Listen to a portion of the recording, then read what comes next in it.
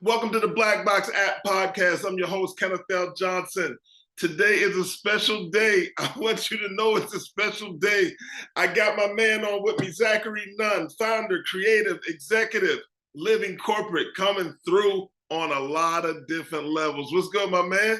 Yeah, what's going on, man? How you doing? It's a good look right now, man. We live on Airy TV. We live on Frontliners TV. They tell me, the people from the Burst.com network tell me that we're available in 50 million households. I just want them to know who Zach Nunn is and what this is all about.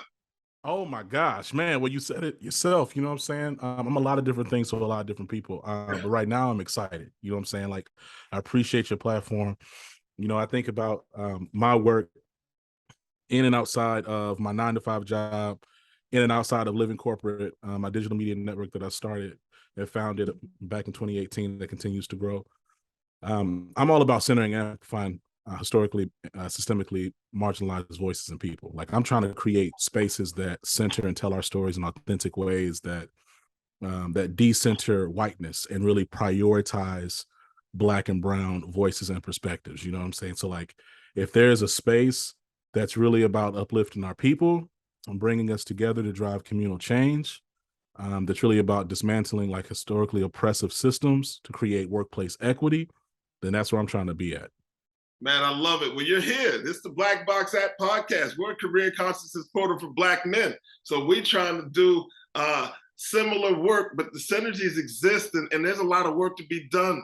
There's a ton of work to be done. So let our audience know, Yes, sir. You guys come across in a lot of different ways. I had an opportunity to check out the website, beautiful. I checked out the job board, crazy. I tune in on some of the podcasts. I've had people from Living Corporate support some of the things we do on other platforms, including yourself, checking in at the Digital Career Success Series. Tristan checking in at the Digital Career Success Series. So I'm a fan, man. Not only am I a fan, I'm a supporter. I love what Living Corporate's doing, man. So look, tell the audience a little bit about kind of how this idea came about, and then, you know, what the last 4 years has been like for you. Man, yeah. So, you know, I said it, I kind of alluded to it at the top. You know, my background, you know, I came from incredible stock. But my background is not a background of high means. You know what I mean? So both sides of my family from Mississippi, both sets of my grandparents, my grandfathers, they both were sharecroppers. They both did not finish public school. You know, one of them did not finish elementary school. One of them got to like middle school. On my dad's side of the family, I'm a second generation reader, right? So my dad taught my dad and his brothers taught my grandfather how to read. And then on my mom's side of the family, I'm the first man to start and graduate from a four-year university. My big cousin, he's the first man to just graduate from college. He started at a JUCO and he graduated from Jackson State. Shout out Jackson State, shout out HBCUs. Shout out to Jackson State, man. Darian Connor East, what's up? What's up? So like, I'm super, like, I come from these spaces where I didn't have this organic network and like, oh, my uncle or my family friend or my next door neighbor is like the VP of such and such at Dell, right? I had to come into the corporate America after I graduated from University of Houston.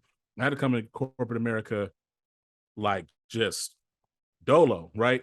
And compounded by the reality that I'm a Black man, I'm 6'2", 290 something. You know what I mean? Like, played football, was wrestling, did music. I'm a big dude, right? So like, and I'm in a historically white institution, which is human resources, and I'm in a historically white woman institution, human resources. So I didn't have like people to kind of like, again, help me and show me so it was a trial by fire. You know, I went from HR manager at Target, pivoted over to go to oil and gas. Then I got into consulting. And I had some great experiences, but man, like, listen, man, like at a certain point, I think it was like 4 years ago, I said, man, it'd just be great, you know, if there was a space that like had authentic conversations about navigating these spaces. And like, so often I would go to like my company's diversity and inclusion events, and I'm gonna be honest, if that stuff is like really about de-niggifying niggas, that's they really trying to like they trying to really assimilate you. They kind of want you to take some of that Black off so you can be more tolerable and digestible to white people at work. That was my experience, right? So, you know, what I was looking for though, I was looking for a space to be affirmed. I was looking for a space to be heard. I was looking for a space to be sponsored. And I was looking for resources to just let me know that like I wasn't alone, right? But like I know everybody can relate to some degree of loneliness in corporate America. So anyway, all that being said, living corporate came to be, man. It was just like, yo, what does it look like to democratize information? Because I was blessed. Everybody's not blessed to run into a Kenneth Johnson. Everybody's not blessed to run into someone who will pull you aside and drop nuggets, and then, you know, y'all do your thing. I was blessed to meet a handful of people in my life. As lonely as it was, I had some moments of oasis in this desert, right? And I paused and I said, man, everybody don't even have that. There's some people who don't ever meet an older person who can help them, who can pour into them. Not one time. They don't have a single conversation. I'm mad because I didn't have a lot of conversations. I can count on like one hand how many meaningful mentorship type conversations I had with people that looked like me when I was working, because it was just, I was always one of the onlys.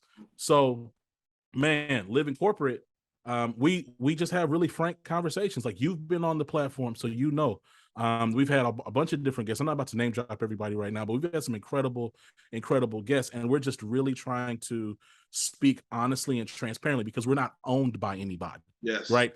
We're not owned by your company's HR department. You know what I mean? Like, people email, they have complaints about the stuff that we say on Living Corporate, and I say, okay, well, you're talking to the owner, and I ain't about to change, so you can't really do nothing. I think that's the thing, and it's crazy in speaking with you, because every time I speak with you, I feel a little closer to you. And this is the power of what happens out here right now. We've never physically met, but I swear I consider you as a colleague and a friend. Amen. Same. And we met through, in the beginning of a pandemic. You were getting ready to become a father, and we just talked about real stuff.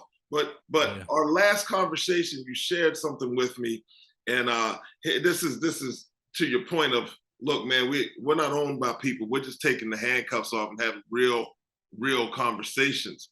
And you said to me, you know, I'm disappointed with your generation of Black men. And I was like, oh, damn, here he go with this, right? What's he talking about? But you were so real and sincere in sharing your stories on where people haven't supported you. And a lot of times people just run back to the back room with that, right? And they don't just let it out. So I appreciated you sharing that with me, and then saying, you haven't been one of them, but what's been your experience? And I shared with you that I haven't had a lot of people that really take me under. There's a gentleman, listen, talk about coming from stock. My father, great man, unbelievable parent, right? My mother, him and my mother, you know, I'm from a 2-parent family. Like, that's my experience, right? Grew up with a dad so my father sold candy, right? For M&M Mars. So I was always good because he gave candy to the whole neighborhood. But what the neighborhood saw wasn't the candy. They saw a Black man in a suit doing something, right? And that was the picture that they got. So I meet a million people that say, man, you know, your father was like a father to me. And I always say, that's because you didn't have a father. Like, it's so much more than showing up in a suit and giving people candy, right? So I say all of that to say, man, I'm looking forward to seeing what these seeds that you've brought into this world will become, because I know you're going to pour 110% into them and show them the way. But within that, you're also doing that through Living Corporate to people that are looking for the resources that you weren't available to have. So I commend you for that. Man, Ken, thank you so much, man. And yeah, I mean, it's tough, right? Like, and you're right. We talked offline. It was about, and I don't know what it is, right? I was also blessed. I did not grow up in a 2-parent household. In terms of, like, I didn't grow up with my dad, but like, my dad and I have a phenomenal relationship now. We actually had a super dope conversation that we talked to every day. Yeah. But like, you know, I don't know what it is, man. It's like, we have to figure out resolving some of this generational tension, you know, like, there are younger guys who are here who they need it, man. They need, like, we need y'all. We appreciate it. And I know there's so many other challenges wrapped up in just even how we kind of engage one another as Black men, right? There's a bunch of machismo, ego, and generational unresolved trauma therapy that we haven't gone to, blah, blah, blah, blah, blah. So like, but man, but I really appreciate our conversations. And again, I've also been blessed with, as really over the past like 3 years, I've run into a couple of other brothers who I genuinely care for, and I know they care for me, and they've blessed me tremendously, not just on the business side, but just in life, just being able just to kind of see like, okay, this is all right. I'm learning something different. I'm learning something new. Man, I would love to talk a little bit about like living corporate and like what we've been doing lately, if that's okay. Listen, that's definitely okay. This is the Black Box App podcast. We got Zach Nunn of Living Corporate on, and I love this conversation, and I really want you to share about what's happening with Living Corporate, kind of where you see it going, and what the key strategies are for you guys, and how you're uplifting and supporting, your supporters and advocates and listeners. So really, like, honest to your point, like I think we're really aligned and synergistic in our mission, in that we're really just trying to provide resource to folks, right? Like, our content is leveraged, like our podcast. So we have podcasts, web shows, live events. We use Twitter Spaces, whatever. Then we record those and we publish them on our platform. We have research and white papers, different types of just studies and analysis that we do. We take all different types of survey data. We come back and we let folks know kind of like the status of just the experience of folks at work and what leaders need to be doing. And we also have blogging series too. So really, we consider ourselves like an ongoing thought leadership engine, not just a database, because a database kind of implies it's static. Like, you go here, you get your information, you go. But the reality is we have over 2,500 pieces of digital media, and we're growing by like 2.5% every week because we're publishing content every single day. So like, I am proud of that. And I would really encourage, I think similar to your organization is, man, go in there, create a profile, you select the content that you're interested in, the topics that you're interested in, and the whole website will change, Kenneth. Like, the whole website will change. So like, if you say, hey, I'm a young professional, I also have a side hustle, and I'm interested in professional development, entrepreneurship, and seeking a sponsor at my job. Your homepage is going to then refresh, and you're going to get content from our library pushed to you. Nice. Of what, based on the profile that you've made, right? And all of it's free, right? And I think like that's the other thing, man, is like sometimes I got this email the other day. This just happened. I'm not gonna say the name of the company. I got this email the other day, and it was like Black Liberation and Healing. It was Black Liberation and Healing Workshop, and I was like, oh, okay. And so I clicked it just to curiosity, read everything. We're gonna do this, and we're gonna do this, and it's gonna be this, it's gonna be that. At the bottom, it's like, that'll be $55, like, when you show up. And I was kind of like, and like, I'm not knocking it, because we live in a capitalist society. Like, you have to make money to survive, right? So like, I'm not gonna blame that person. But for me, and like just our business ethics, we don't charge for B2C. I don't charge individuals for nothing. So like, our content that you get on our website will always be free. Yes. Always. Anything you can access on that website is 100% free. Yes, you're going to create a profile because we want you to have a really curated experience, but you won't ever reach in your pocket and give me $1 for nothing. And I'm not going to take your data when you log in and then take all the login information and sell it to an advertising company either. Right. So what we do is I want businesses. Let me be even more specific. I want white-owned businesses to hurt when I get done working with them. I want them to be like, damn, I got robbed. I'm gonna hurt y'all. I'm got the Nas gift with the ski mask. That's what I'm doing to these white-owned businesses. And then what I do is I take that money and I reinvest in the Living Corporate. I pay my team, I pay myself, and then I reinvest it in my platform so that the people, the community continue to get free resources. Like, so we're going to continue to build out content. We're working on actually launching a nonprofit arm of our business, of Living Corporate, a nonprofit sector, so we can get so we can start doing different grants and like donation runs and like different like what's the word when you do tech certifications and helping pay for folks Yes. certifications and things of that nature. That's like the next phase. Yesterday we launched our advisory board. So our advisory board, man, Kimberly Bryant. I Yeah, go saw ahead. that. I saw that Yeah. on LinkedIn, and I wanted to talk to you about that. So let's get into it. Man, look, the advisory board, like so proud of, first of all, like I was raised, my mom raised me like, hey, don't nobody owe you nothing. So like, don't walk around here with your nose up to stuff like you're entitled to anything. So like, when you give me time to be like, to speak to you, like I don't take it. If I ever come off like, yeah, I should be on over here, check me in public, private, whatever.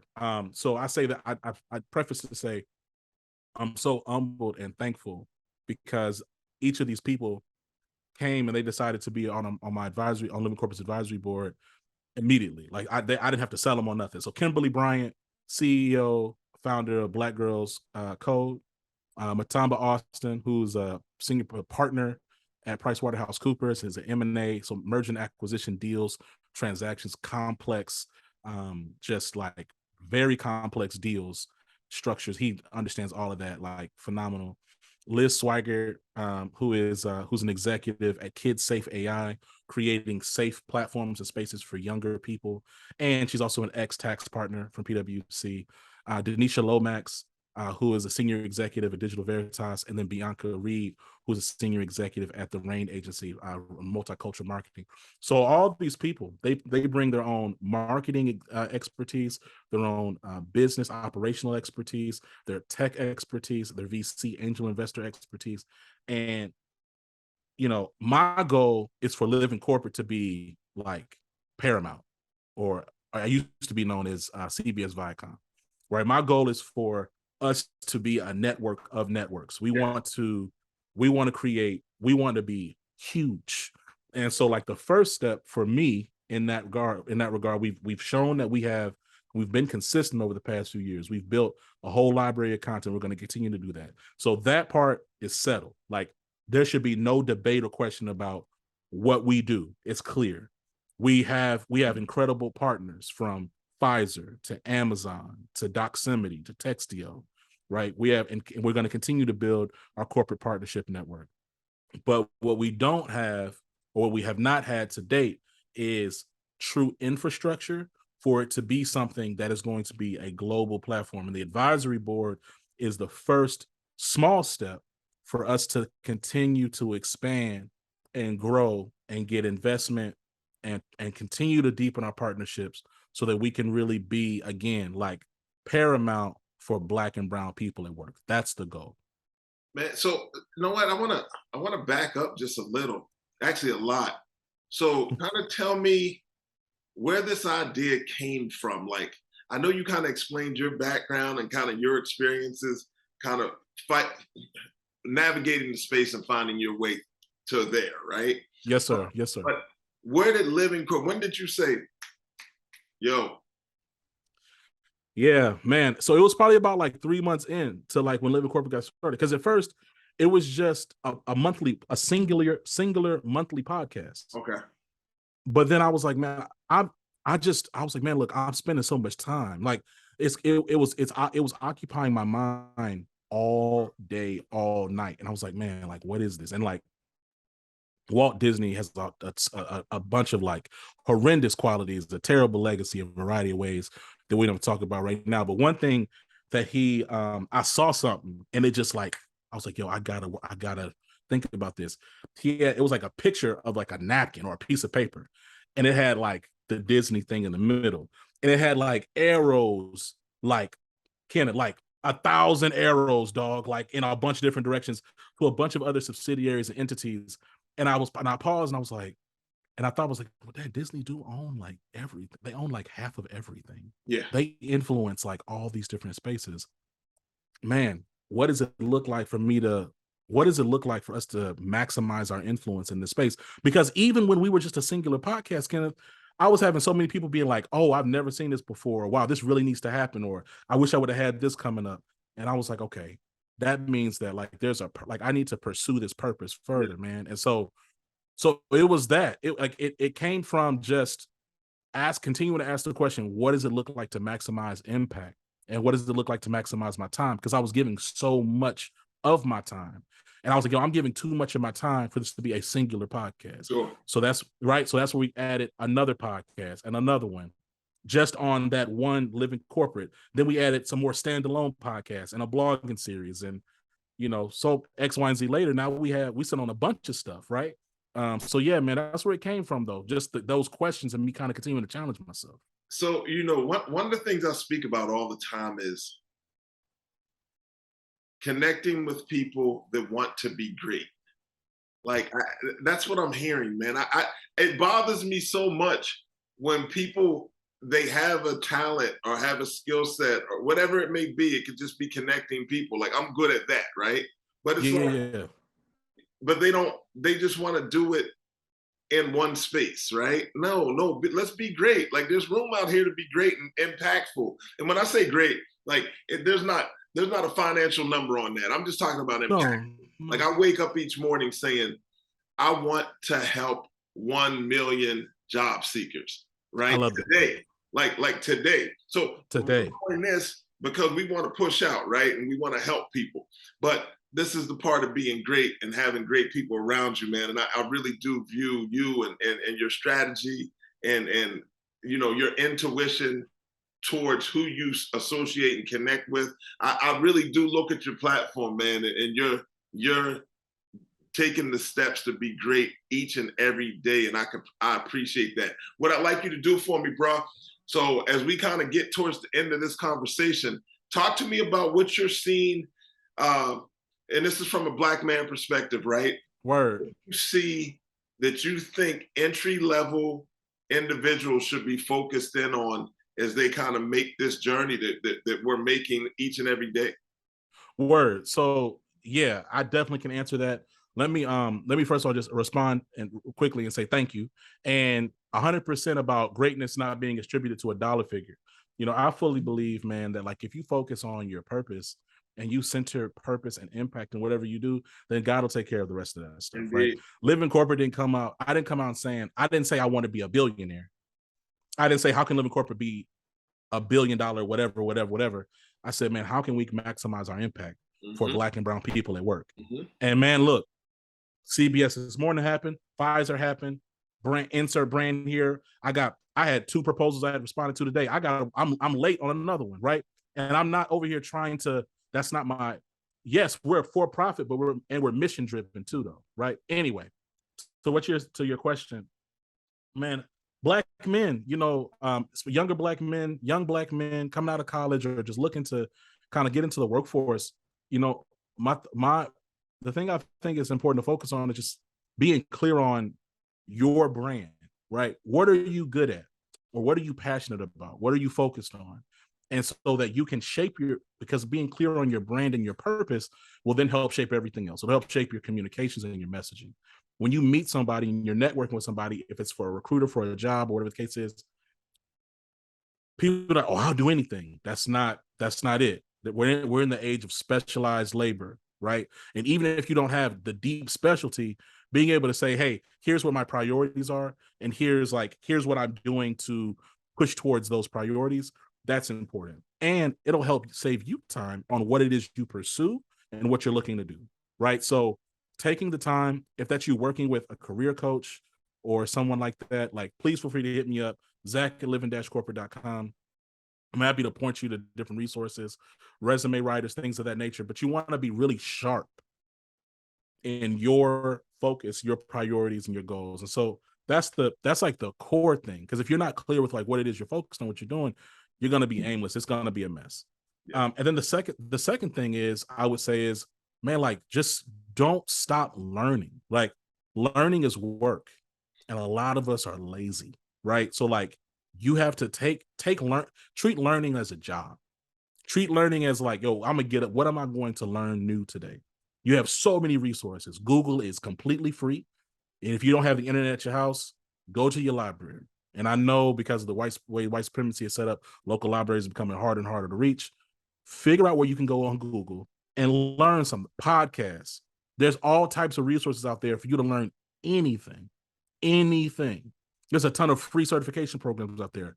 Treat learning as your full-time job. Treat these jobs as an opportunity to learn, right?